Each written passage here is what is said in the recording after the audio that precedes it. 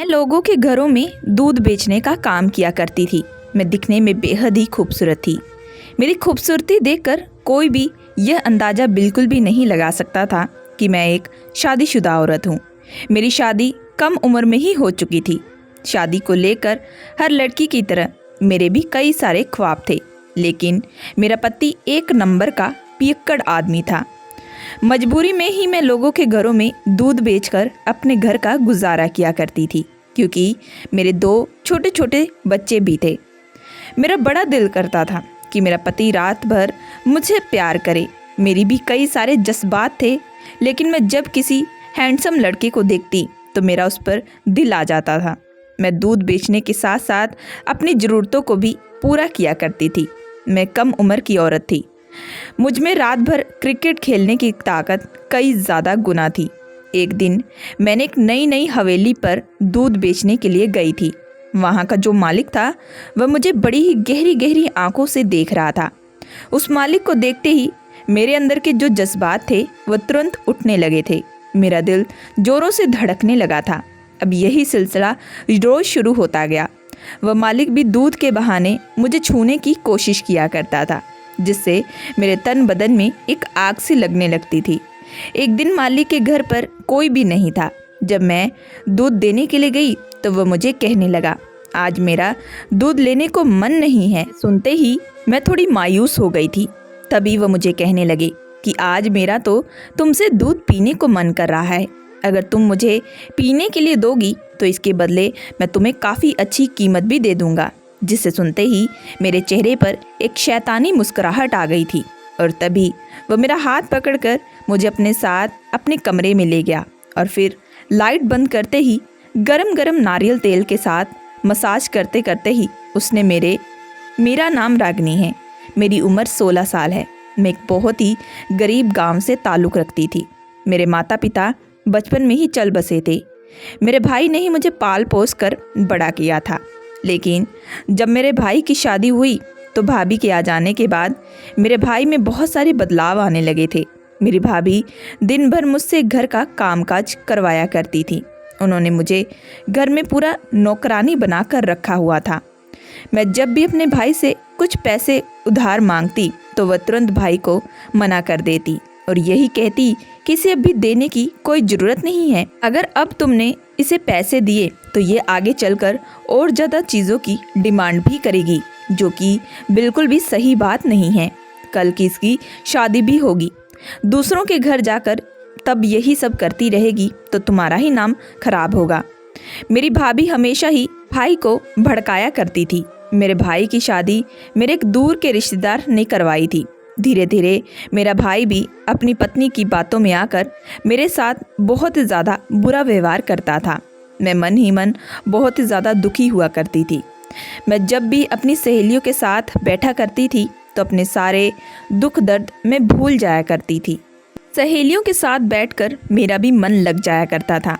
मेरी सहेलियों की भी शादी अब जल्द से जल्द हो रही थी, क्योंकि हमारे गांव में लड़कियों की शादी कम उम्र में ही कर दी जाती थी, लेकिन माँ बाप लड़कियों की शादी में लड़के वालों को मुँह मांगी कीमत भी अदा किया करते हैं। सहेलियों की शादी होते देख मेरे भी कई सारे अरमान थे। मेरा भी मन था कि मेरी शादी एक ऐसे शख्स से हो जो मुझसे बेपनाह मोहब्बत करे। मेरी सहेलियां भी मुझे सुहागरात की रात के बारे में बताया करती थी, जिसे सुनकर मेरे भी जो जज्बात थे वह उठने लगते थे। मैं कम उम्र की थी, इसलिए मुझे सुहागरात की पीड़ा के बारे में बिल्कुल भी कुछ भी नहीं पता था। इसी वजह से मेरी सहेलियों के पास मोबाइल थे, इसलिए वह मुझे वह वाली वीडियो निकाल कर बड़े ही आराम से दिखाया करती थी। शुरू में तो मुझे वह सब देखने में बहुत ही ज़्यादा शर्म आती थी, लेकिन अब धीरे धीरे मुझ में वह वीडियो देखने की हिम्मत पैदा होने लगी थी। मैं अब रोज़ वह वीडियो देखा करती थी और यही सोचती कि मैं इसी प्रकार अपने पति के साथ शादी की रात प्यार लुटाया करूँगी। मैं उन वीडियो में हर प्रकार के एंगल का प्यार करने का तरीका सीखा हुआ था। अब मैं दिन रात यही सोचा करती थी कि जब मेरी भी शादी होगी तो मैं खूब मज़े किया करूँगी। इसी प्रकार मैं अपनी ज़िंदगी भी काट रही थी। घर के कामकाज करके मैं शाम को अपनी सहेलियों के साथ बैठकर बातें किया करती थी। अक्सर मुझे अपने पति के साथ सुहागरात के बारे में वह बताया करती थी। मैं भी उनकी बातों को सुन सुनकर बड़े ही मज़े लिया करती थी। धीरे धीरे अब मेरी भी शादी की उम्र हो चुकी थी। इसी वजह से भाई ने भाभी से कहा कि वह मेरे लिए रिश्ता ढूंढने लगे हैं, जिसे सुनते ही भाभी तुरंत खड़ी हुई और कहने लगी, कोई ज़रूरत नहीं है तुम्हें। जब भाई और मैंने भाभी की तरफ तुरंत देखा तो वह तुरंत सहम कर हमें कहने लगी कि मेरा मतलब है कि मैं खुद अपनी ननंद के लिए अच्छा सा रिश्ता ढूंढूंगी। यह सुनते ही मेरे चेहरे पर एक मुस्कुराहट आई थी। मैंने सोचा चलो आज कहीं ना कहीं भाभी के दिल में मेरे लिए मोहब्बत जाग उठी है, क्योंकि वह भी एक औरत है और वह मेरी शादी भी एक अच्छे से घराने में करेंगी। यही सोचते सोचते अब कुछ दिन बीत चुके थे। तभी भाभी एक दिन हमें कहने लगी कि मैं रागनी का एक लड़के के यहाँ रिश्ता पक्का कर दिया है। जब मैं ये बात कही कि भाभी आपने तो उस लड़के को मुझसे मिलवाया ही नहीं, तभी भाभी कहने लगी, ये कोई बात हुई, लड़कियां भला लड़कों से मिलती है क्या? मैंने कहा कि ठीक है, तो अपने भाई से क्यों नहीं मिलवाया? दोस्तों, मेरी भाभी जो थी वह बड़ी ही चालाक किस्म की थी।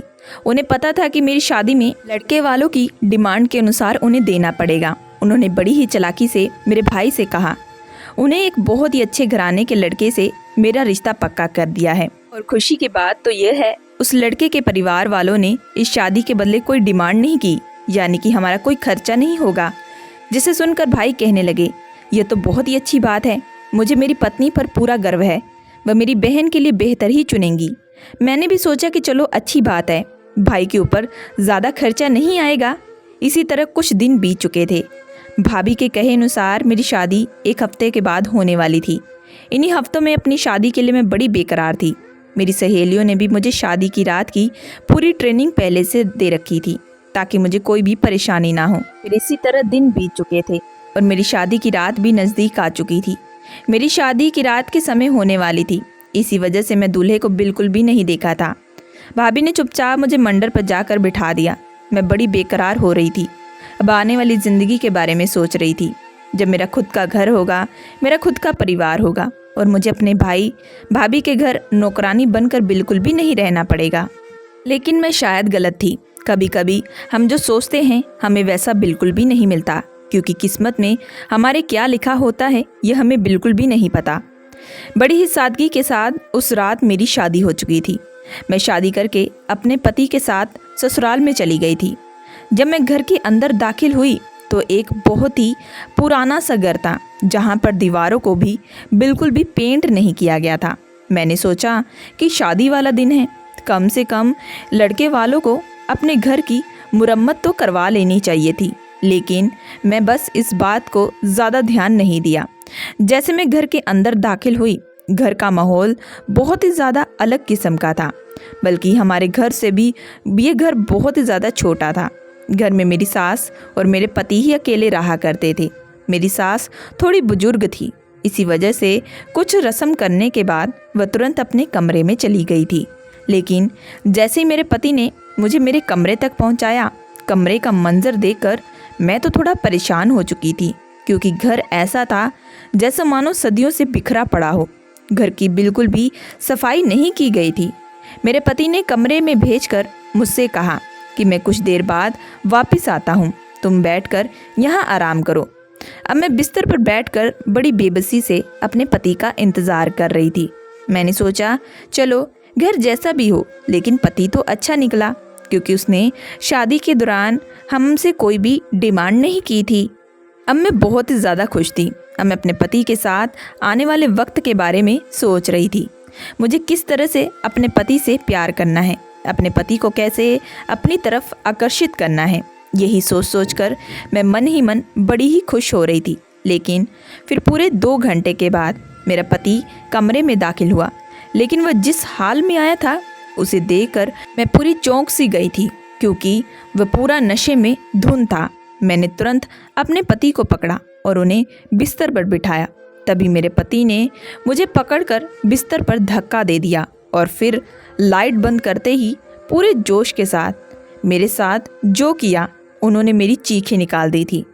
मैं चाहती थी कि मेरा पति मुझसे बेपनाह प्यार करे, लेकिन जिस हाल में और जिस तरीके से ये मुझ पर प्यार लुटा रहे थे कि मुझे बड़ा ही खराब लग रहा था। मुझे ऐसा लग रहा था मानो कोई मेरे साथ ज़बरदस्ती कर रहा हो। लेकिन अभी तक भी मुझे सच्चाई के बारे में बिल्कुल भी कुछ नहीं पता था। वही सच्चाई जिससे मेरी भाभी ने मुझसे और मेरे भाई से छुपा कर रखा था। मेरी भाभी ने बड़ी ही चालाकी के साथ ये खेल खेला था। दूसरे दिन जब मैं उठी तो मुझे बिस्तर से उठने की हिम्मत भी नहीं हो रही थी। मेरा पूरा बदन कमज़ोर हो चुका था। लेकिन सुबह सुबह मेरी सास दरवाज़ा खटखटाने लगी थी। वह मुझे कहने लगी कि बहू जल्दी उठो और घर की साफ सफाई करो, जिसे सुनकर मैं पूरा हैरान रह चुकी थी। भला कौन सी सास बहू को दूसरे दिन घर की साफ सफाई के लिए कहती है। लेकिन मैंने सोचा कि शायद इनका यही रिवाज होगा। इसी वजह से मैं तुरंत नहा धोकर कमरे के बाहर निकली थी तो मेरी सास ने मुझे झाड़ू पोछा पकड़ा दिया और कहा, पूरे घर की अच्छे तरीके से सफाई करो। बहुत टाइम से घर की सफाई नहीं कर पाई थी तो तुम आ गई हो तो अब से तुम ही किया करोगी। यह सब देखकर मैं आंखें बड़ी बड़ी करके अपनी सास की तरफ देख रही थी। इसका क्या मतलब था? लेकिन नई नई शादी हो जाने की वजह से मैं अभी अपनी सास से कोई सवाल जवाब भी नहीं कर सकती थी। इसी वजह से मैं चुप रही। इसी तरह मैंने सारा दिन घर की साफ सफाई में भी बिता दिया था। मेरे हाथों की जो मेहंदी थी वह भी एक ही दिन में धुल चुकी थी, क्योंकि घर काफ़ी दिनों से गंदा पड़ा था, जिसे साफ करते करते मेरे हाथों की मेहंदी जो थी वह उतरने लगी थी। मैंने सोचा चलो आज मेरा पहला दिन है और ससुराल में तो ये सब तो करना ही पड़ता है और घर भी तो मेरा खुद का ही है। यही सोचकर मैंने रात का खाना बनाकर तैयार भी कर दिया था। तो मेरी सास ने खाया और जब मैं अपने पति का इंतज़ार करने लगी तो मेरी सास मुझे कहने लगी थी कि तुम्हें कोई ज़रूरत नहीं है, वह खुद ब खुद बाहर से खाना खाकर ही आएगा। मैंने भी चुपचाप अपनी सास की बात को मान लिया था और वहीं खाना खाने लगी थी और मेरी सास अपने कमरे में चली गई। तब मैं अपने पति का इंतज़ार कर रही थी। आज फिर रात को मेरा पति लेट वापस आया था और आते ही वह पूरा नशे की हालत में धुत था, जिसे देखकर मैं फिर से बड़ी ही परेशान होने लगी थी। आज भी मेरे पति ने पहली रात की तरह ही मुझ पर अपनी हुकूमत जमाई थी। मैंने कई बार उन्हें पीछे करने की बहुत ही कोशिश की थी, लेकिन मेरे पति की जो पकड़ थी वह इतनी मजबूत थी कि मैं उन्हें अपने दूर भी न कर सकी थी। इसी तरह दिन बीतने लगे थे। मुझे जैसे लग रहा था जैसे मानो इस घर में मैं काम करने के लिए आई हूँ और रात को भी इसी तरह ये सिलसिला शुरू हो चुका था। मेरा पति रोज़ रात को नशे की हालत में आता और मेरे साथ जोर ज़बरदस्ती करता। धीरे धीरे मुझे समझ में भी नहीं आने लगा था कि मेरी भाभी ने ही मेरे साथ गलत किया है। उन्होंने मेरी ज़िंदगी ख़राब कर दी। उन्होंने ही मेरी शादी शराबी के साथ कर दी, जिसके बदले मेरे ससुराल वालों ने कोई डिमांड नहीं की थी। मेरा दिल बहुत किया था कि मैं अभी जाकर अपने भाई को भाभी की सारी सच्चाई के बारे में बताऊं, लेकिन मुझे पता था कि मेरा भाई फिर से मुझ पर विश्वास नहीं करेगा और फिर वह भाभी का ही साथ देगा। इसी वजह से मैंने इसे अपनी किस्मत समझकर आगे की ज़िंदगी बिताने लगी थी। मन ही मन में बहुत दुखी थी, लेकिन मैं किसी से कुछ भी नहीं कह सकती थी। अब घर के हालात भी ख़राब होते जा रहे थे, क्योंकि मेरा पति एक दिन पैसा कमाता तो दूसरे दिन उस पैसे को उजाड़ देता था। मैं पढ़ी लिखी भी नहीं थी कि कहीं नौकरी भी कर सकूं। मेरे ससुराल में 2 गायें थी। जो मेरी सास थी वह गाय का दूध बेचकर ही अपने घर का गुजारा किया करती थी। मैं भी धीरे धीरे गाय का दूध बेचना शुरू कर दिया था। मैं दूध बेचने के लिए लोगों के घरों में जाया करती थी। धीरे धीरे मेरे हालात बेहतर होने शुरू हो चुके थे, लेकिन मेरा पति फिर से ज़बरदस्ती उन पैसों को छीनकर शराब पीने के लिए चला जाया करता था। मैं अपनी किस्मत को बहुत ही कोसती थी। मैं भगवान ने आखिर मुझे किस चीज़ की सज़ा दी है। तभी मुझे एक दिन पता चला कि मैं माँ बनने वाली हूँ। माँ बनने की खुशी में मुझे अपनी ज़िंदगी में एक रोशनी की किरण मिली थी। बच्चों को देखकर ही मैंने अपनी आने की ज़िंदगी के बारे में सोच लिया था। मेरी सास भी अच्छी किस्म की थी। बच्चे की खुशी में उसने मेरे साथ देना शुरू कर दिया। अब वह घर के कामकाज में भी मेरी मदद किया करती थी। मेरा पति इस हालत में मेरे साथ गलत ना करे, इसी वजह से उसने मुझे अपने साथ अपने कमरे में सोने की इजाज़त दे दी थी। इसी तरह मैं भी अपनी ज़िंदगी बिता रही थी। अब मैं आने वाली ज़िंदगी के बारे में सोचने लगी थी कि मेरे छोटे छोटे बच्चे होंगे और वह मुझे माँ माँ कहकर पुकारेंगे। पति का तो प्यार इस जन्म में मिला ही नहीं और ना ही मुझे मेरे माँ बाप का मिला। कम से कम मेरे खुद के बच्चे तो होंगे। तो यही सोचकर मैं बहुत ही खुश थी फिर पूरे 9 महीने के बाद मैंने 2 जुड़वा बच्चों को जन्म दिया था। कुछ दिन तो मैं बिस्तर पर ही आराम किया कर रही थी, क्योंकि बच्चे हो जाने की वजह से मुझ में बहुत कमजोरी आ चुकी थी। लेकिन अब धीरे धीरे घर के हालात भी फिर से खराब होने लगे थे, क्योंकि मेरा पति तो कोई कामकाज बिल्कुल भी नहीं करता था। उसे बिल्कुल भी मेरे बच्चों की कोई भी चिंता नहीं थी। मेरी सास ही थी जो मेरे बच्चों की देखभाल किया करती थी। फिर 1 महीने के बाद मैं फिर से दूध बेचने का काम शुरू कर दिया था। 1 महीना दूध ना बेचने की वजह से जो मुझसे दूध खरीदा करते थे, उन्होंने किसी और से दूध लेना शुरू कर दिया था। इसी वजह से अब मुझे दूध बेचने में थोड़ी परेशानी होने लगी थी। मैं जब शाम को अपने बच्चों के पास आती तो वह भूख से बिलखलाते रहते और रो रहे होते, जिसे देखकर मुझे काफ़ी दर्द भी होता। मैं मन ही मन बहुत दुखी होती कि मैं कम से कम अपने बच्चों के लिए भी कुछ नहीं कर पा रही। मेरी सास मुझे बहुत ही हिम्मत दिया करती थी। वह मुझे हमेशा कहती कि तुम बहुत ही बहादुर लड़की हो, तुम बिल्कुल भी हार मत मानो। देखो, कहीं दूसरी जगह पर जाकर दूध बेचा करो, शायद वहाँ किसी को ज़रूरत हो। यही सोचकर मैं दूसरी जगह पर जाकर लोगों के घरों में दूध बेचना फिर से शुरू कर दिया था। कुछ दिन तो मुझे थोड़ी परेशानी हो रही थी, लेकिन बाद में धीरे धीरे मेरे दूध की बिक्री होने भी लगी थी। लोग दूध के बदले मुझे काफ़ी अच्छी कीमत भी दिया करते थे, जिससे मेरे घर के हालात बहुत बेहतर होने भी शुरू हो चुके थे। एक दिन जहाँ मैं दूध बेचने के लिए रोज़ जाया करती थी, वहाँ एक औरत थी जिससे मेरी मुलाकात हुई थी। वो औरत मुझे कहने लगी कि तुम्हारा दूध बाकी दूध के मुकाबले काफ़ी फ्रेश होता है। तुम एक काम करना, तुम यहाँ से कुछ दूर एक बहुत बड़ा सा बंगला पड़ता है, तुम वहाँ पर भी रोज़ दूध देकर आना। वहाँ पर वह तुम्हें काफ़ी अच्छी कीमत भी देंगे। जिसे सुनते ही मैं अंदर ही अंदर बहुत खुश हुई थी। मैं बहुत ही ईमानदार लड़की थी। मैंने कभी भी दूध में मिलावट नहीं की थी। इसी वजह से लोग मुझसे दोबारा दूध खरीदा करते थे। दूसरे दिन उस औरत के कहे के मुताबिक मैं उस पते पर पहुंच चुकी थी। वह बंगला आगे से काफ़ी ज़्यादा दूर भी था, जिसे चलते चलते मेरे पैरों में सूजन आने लगी थी। वह घर बाकी घरों के मुकाबले काफ़ी अलग सा था। जब मैं उस बंगले का दरवाज़ा खटखटाया तो सामने एक बहुत ही हैंडसम सा आदमी आकर खड़ा हो चुका था। उसे देखकर मैं थोड़ी हड़बड़ा सी गई थी। वह मुझे देखकर घूर घूर कर कहने लगा कि आप कौन हो? मैंने कहा, जी, मुझे यहाँ पर बताया गया था कि यहाँ पर फ्रेश दूध की ज़रूरत है। उस आदमी ने कुछ देर मुझे ऊपर से लेकर नीचे तक देखा और फिर मुझे पूछने लगा, तुम कहीं दूध में मिलावट तो नहीं करती? मैंने कहा कि नहीं नहीं, आप एक बार इस दूध को खरीदें।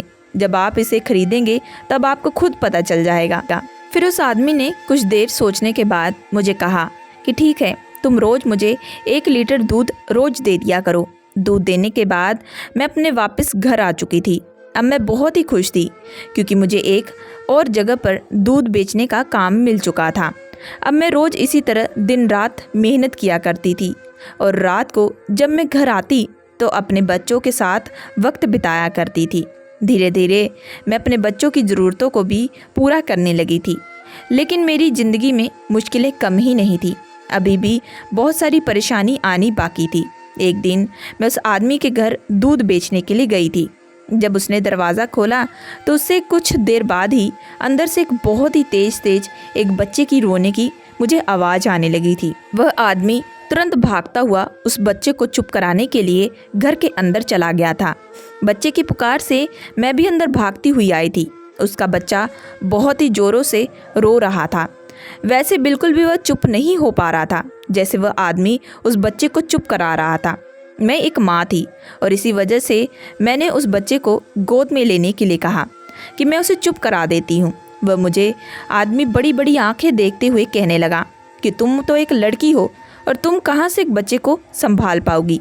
तभी मैंने उसे कहा कि मेरे भी तो छोटे छोटे बच्चे हैं, आप एक बार मुझ पर विश्वास करें। जब उसने बच्चे को मेरी गोद में दिया तो वह कुछ ही देर बाद वह बच्चा चुप हो चुका था।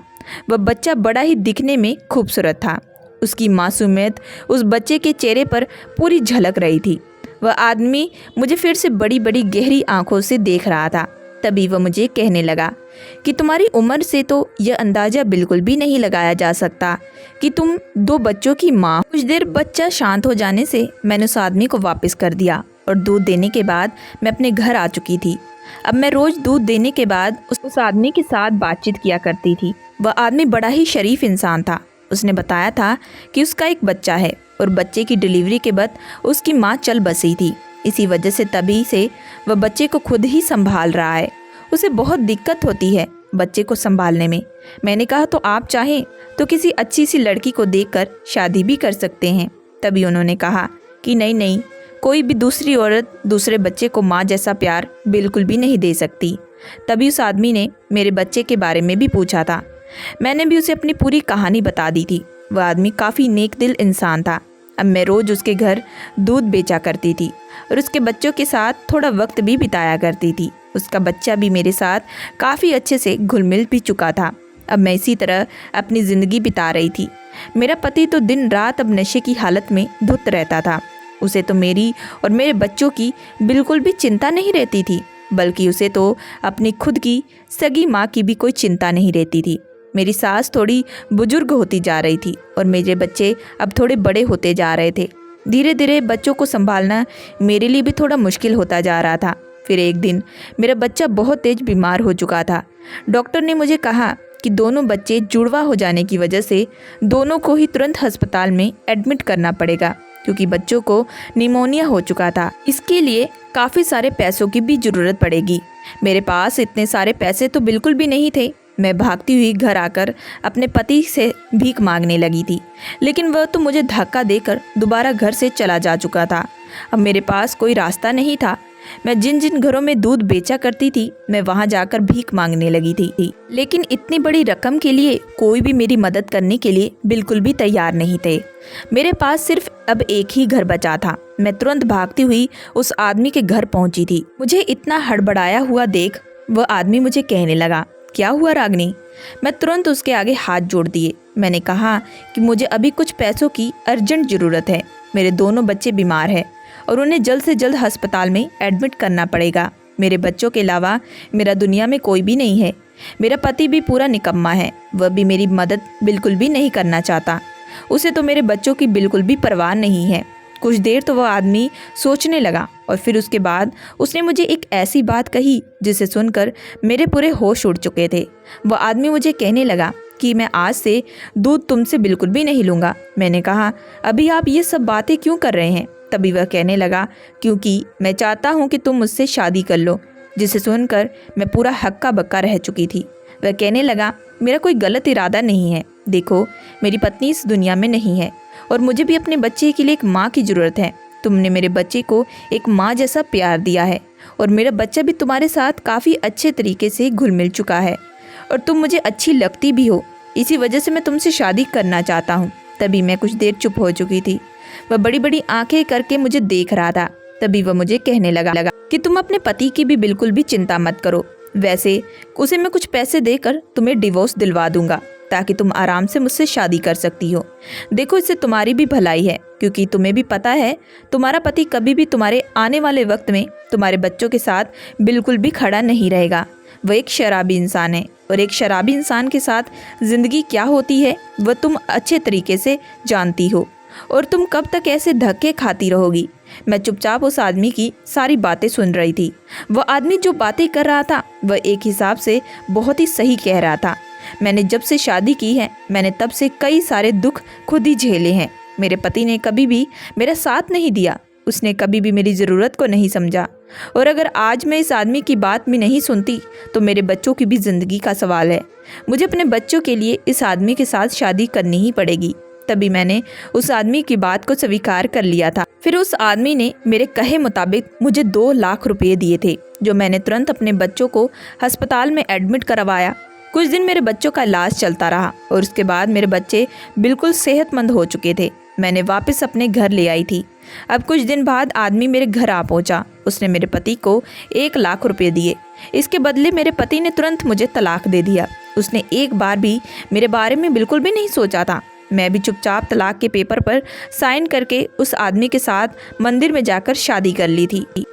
फिर उसके बाद मैं उसके घर आकर रहने लगी थी। कुछ दिन तो मुझे बहुत ही अजीब सा लग रहा था, लेकिन धीरे धीरे उस आदमी की मेरे बच्चों के लेकर जो मोहब्बत थी उसे देखकर मैं पूरी पिघल चुकी थी। वह आदमी सच में नेक दिल इंसान था। उसने मेरे बच्चों में कभी भी फ़र्क नहीं देखा था। उसने मेरे बच्चों को भी अपने बच्चे की तरह ही प्यार दिया था। जब भी वह शाम को घर वापस आता तो अपने बच्चों के साथ साथ मेरे बच्चों के लिए भी खिलौने लेकर आता था। अब धीरे धीरे मुझे भी उस आदमी से मोहब्बत होने लगी थी। शादी हो जाने के बाद हमने एक बार भी सुहागरात नहीं मनाई थी, क्योंकि मेरे पति ने मुझे कहा था कि जब तुम चाहोगी तभी मैं तुम्हारे करीब आऊँगा। इसी वजह से मैं शाम को अपने पति के आने से पहले ही पूरे घर को अच्छे तरीके से सजा लिया था। जब मेरा पति घर के अंदर दाखिल हुआ तो वह मुझे देखकर हैरान रह चुका था। मैंने सारे बच्चों को दूसरे रूम में सुला दिया था।